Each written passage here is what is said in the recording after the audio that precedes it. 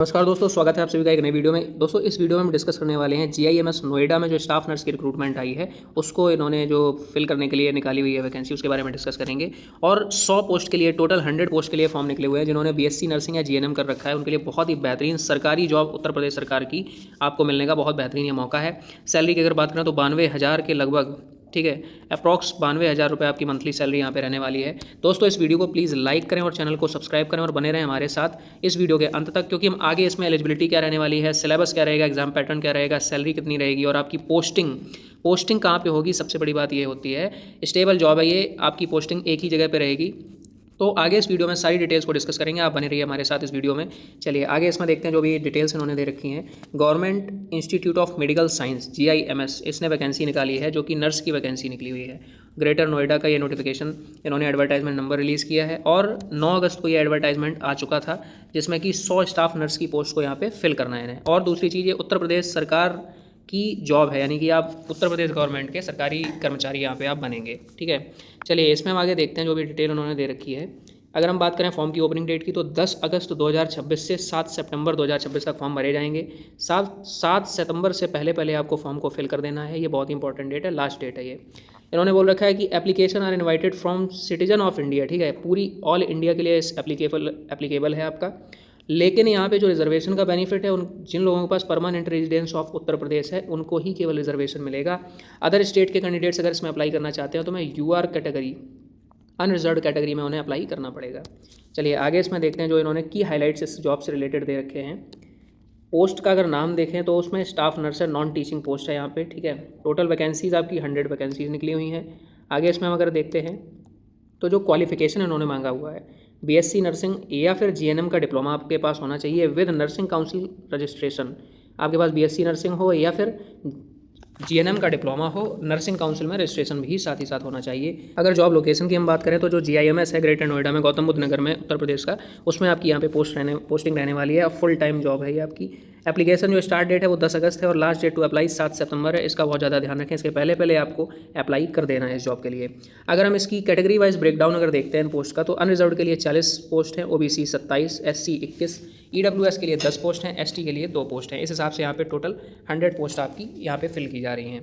चलिए आगे इसमें डिटेल देखते हैं। जैसा कि उन्होंने एक दे रखा है कि horizontal reservation applies with in these 100 posts, ठीक है, ये एडिशनल। और इसमें क्या है कि 20% जो है वो केवल वुमेंस के लिए यहाँ पे सीट रिजर्व है, ठीक है, यानी कि 20 सीट्स जो हैं वो वुमेन के लिए रिजर्व हैं। 5% जो है यानी 5 पोस्ट वो एक्स सर्विसमैन के लिए, 4% यानी कि 4 पोस्ट जो हैं वो दिव्यांग कैंडिडेट्स हैं जो 1 लाख डिसेबिलिटी के लिए, उनके लिए है।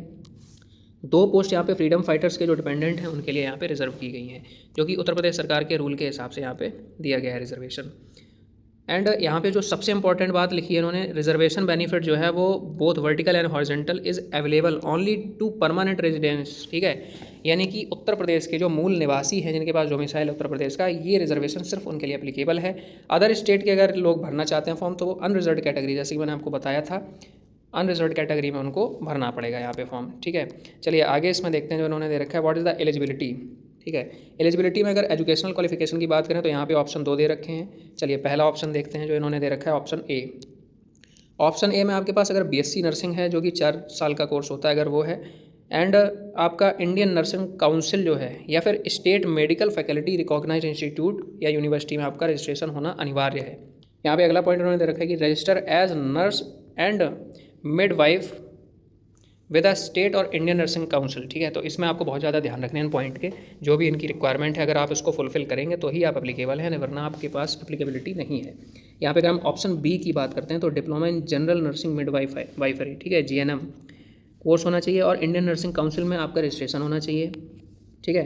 दूसरा पॉइंट भी उन्होंने सेम ही दे रखा है। और इसमें एक एडिशनल है जो जीएनएम वाले हैं, 2 years of experience in a minimum 50 bedded hospital, ये यहाँ पे जीएनएम वाले स्टूडेंट्स को एडिशनल यहाँ पे देना पड़ेगा, तब जा करके वो इसमें अप्लाई कर सकते हैं। चलिए आगे अगर हम एज लिमिट की बात करते हैं कि क्या एज लिमिट रहने वाली है, तो यहाँ पे 1 जुलाई 2026 के हिसाब से सबसे पहली बात आपकी एज कैलकुलेट की जाएगी।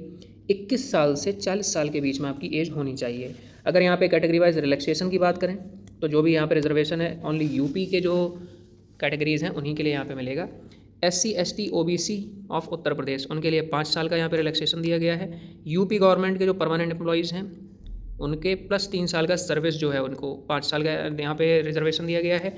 दिव्यांग जो है उन्हें 15 साल का और एक्स सर्विसमैन को 3 साल का एडिशनल रिजर्वेशन यहाँ पे दिया गया है। चलिए आगे इसमें देखते हैं जो इन्होंने एक इंपॉर्टेंट पॉइंट लिख रखा है, ex serviceman must be discharge from service by the date of application. यानी कि जो भी एक्स सर्विसमैन खुद को एक्स सर्विसमैन कैटेगरी में फिल कर रहे हैं वो फॉर्म फिलअप करने की डेट के पहले पहले जॉब छोड़ चुके हों अपनी पुरानी जो भी है। कैंडिडेट्स डिसमिस्ड फ्रॉम यूनियन और state government service are not eligible. ठीक है, जिन लोगों को डिसमिस या टर्मिनेट किया गया है वो लोग इसमें एलिजिबल नहीं है, जिन्होंने खुद से छोड़ी है वो एलिजिबल हैं केवल, या फिर जो लोग वहाँ से रिटायरमेंट जैसे डिफेंस फोर्सेस से रिटायरमेंट हो चुकी है वो लोग एलिजिबल हैं। ठीक है, चलिए आगे इसमें देखते हैं व्हाट इज़ द सैलरी। बहुत ही इंपॉर्टेंट पार्ट होता है। यहाँ पे इन्होंने बोला हुआ है कि the GIMS notification does not state any पे लेवल। यहाँ पे इन्होंने खुल के बताया नहीं है कि क्या पे लेवल रहेगा आपका, क्या यहाँ पे आपका पे आउट रहने वाला है। लेकिन मैं आपको बहुत ही एक ज़रूरी बात बता दूँ कि जो नर्स स्टाफ है, ठीक है, नर्स स्टाफ की सैलरी नर्सिंग ऑफिसर के बराबर होती है। ठीक है, पे लेवल 7 रहता है इनका। इनकी नर्स स्टाफ और नर्सिंग ऑफिसर की लगभग सेम सैलरी रहती है, लगभग 92,000 रुपये प्लस आपकी मंथली सैलरी रहने वाली है यहाँ पे, जो कि अभी इन्होंने यहाँ पे डिस्क्लोज़ नहीं किया, हो सकता है आगे चल के ये डिस्क्लोज़ भी करें सैलरी को। चलिए आगे इसमें देखते हैं जो इन्होंने दे रखे हैं points. What is the selection process. अगर हम यहाँ पे सिलेक्शन प्रोसेस की बात करते हैं इसके लिए तो स्टेज 1 में आपका CBT रहेगा। ठीक है, यहाँ पे एक चीज़ ध्यान दें कि नो इंटरव्यू जॉब है ये, यहाँ इस जॉब के लिए आपका कोई भी इंटरव्यू नहीं होगा।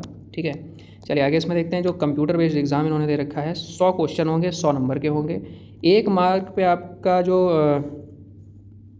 एक क्वेश्चन जो है वो 1 नंबर मिलेगा, और जो नेगेटिव मार्किंग है वो 0.25 की यानी कि 1/4 की आपकी नेगेटिव मार्किंग रहेगी। इसका बहुत ज़्यादा ध्यान रखें। पेपर इज़ बाइलिंगुअल मतलब हिंदी में भी होगा और इंग्लिश में भी है आपको पेपर मिलेगा। जो भी लैंग्वेज आपकी कंफर्टेबल हो उसे आप यूज़ करें। और यहाँ पे जो दिया गया है and in case of any dispute, यानी कि अगर मान लो कुछ मिसप्रिंट मिलता है या कुछ पेपर में कोई भी डिस्प्यूट होता है तो यहाँ पे इन्होंने लिख रखा है कि English version is treated as final, यानी कि इंग्लिश में जो लिखा होगा उसी को फाइनल मान लिया जाएगा। चलिए आगे इसमें देखते हैं कि जो सेक्शन रहेगा आपका थियोरटिकल जो रहेगा वो 80% रहेगा, और प्रैक्टिकल नॉलेज जो होगी वो आपकी 20% यहाँ पे आपकी मेरिट बनाने में सहायता करेगी। और यहाँ पे जो कुछ इंपॉर्टेंट यहाँ पे पॉइंट्स उन्होंने लिख रखे हैं, वीडियो को पॉज करके आप इसको रीड कर सकते हैं। ठीक है, मैं आगे की डिटेल आपको बता देता हूँ। जो स्टेज 2 आपकी रहने वाली है, ठीक है, स्टेज 2 आपकी जो रहने वाली है वो है बायोमेट्रिक एंड डॉक्यूमेंट वेरिफिकेशन। यहाँ पे आपका biometric checking and document verification हो जाएगा।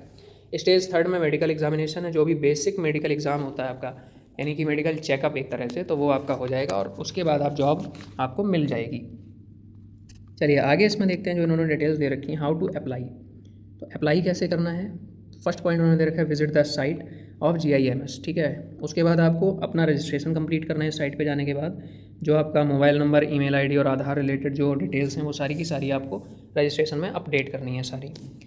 फिर उन्होंने थर्ड पॉइंट जो दे रखा है fill all the details of the application form carefully. आपको जो भी डिटेल्स हैं आपकी एप्लीकेशन से रिलेटेड वो सारी की सारी केयरफुली फिल करनी है। फोर्थ आपका यहाँ पे पॉइंट उन्होंने दे रखा है upload photograph, signature and required documents. जो भी आपके रिक्वायर्ड डॉक्यूमेंट्स हैं, सिग्नेचर, फोटोग्राफ, वो सारा कुछ आपको यहाँ पे अपलोड करना रहेगा फॉर्म भरते time. Select your examination centre preference from Delhi, NCR, Lucknow, Gorakhpur and Varanasi. यहाँ पे इन्होंने कुछ लिमिटेड ऑप्शन दे रखे हैं कि भाई दिल्ली, लखनऊ, गोरखपुर एंड वाराणसी में कोई एक आप अपना एग्जाम सेंटर सेलेक्ट कर सकते हैं। जो भी आपके घर के पास में पड़ता हो उसे आप सेलेक्ट कर सकते हैं। नेक्स्ट पॉइंट उन्होंने दे रखा है पे the application fee online and submit the form. और 7th जो पॉइंट है कि अपने पास प्रिंट आउट जरूर रखें जो आपने फॉर्म सबमिट किया है, क्योंकि ये आपको बहुत ज़्यादा आगे काम आने वाला है। चलिए आगे इसमें देखते हैं कि जो इंपॉर्टेंट डेट्स हैं इस एग्जाम से रिलेटेड, जैसे नोटिफिकेशन डेट जो है वो 9 अगस्त को आ गया था, फॉर्म स्टार्ट हो गए भरने 10 अगस्त से, और जो लास्ट डेट है वो है 7 सितंबर। इसको आप बहुत ज़्यादा ध्यान रखें, 7 सितंबर से पहले पहले आपको फॉर्म भर देना है। जो एज है आपकी वो 1 जुलाई 2026 के हिसाब से कैलकुलेट की जाएगी। CBT exam date to be announced है, और हॉल टिकट नंबर डाउनलोड यानी एडमिट कार्ड का ये भी अनाउंस किया जाना बाकी है अभी। और इसमें आगे डिटेल जो है वो देखते हैं। अगर आपके पास कोई भी EWS या OBC सर्टिफिकेट है तो 1 अप्रैल 2026 के पहले पहले आपका नहीं होना चाहिए, 1 अप्रैल 2026 के बाद का आपके पास सर्टिफिकेट होना चाहिए। ठीक है, और इसका बहुत ध्यान रखें कि जो भी है सब कुछ ऑनलाइन रहेगा आपका। यहाँ पे पोस्ट के द्वारा कुछ भी नहीं आने वाला है, एडमिट कार्ड, कॉल लेटर, आपका सब कुछ ऑनलाइन रहेगा। चलिए आगे बात करते हैं what is the application fees for this post. तो यहाँ पे जो unreserved OBC and EWS candidates हैं उनकी यहाँ पे 1298 फ़ीस रहने वाली है। SC और ST कैंडिडेट्स की 944 फ़ीस रहने वाली है।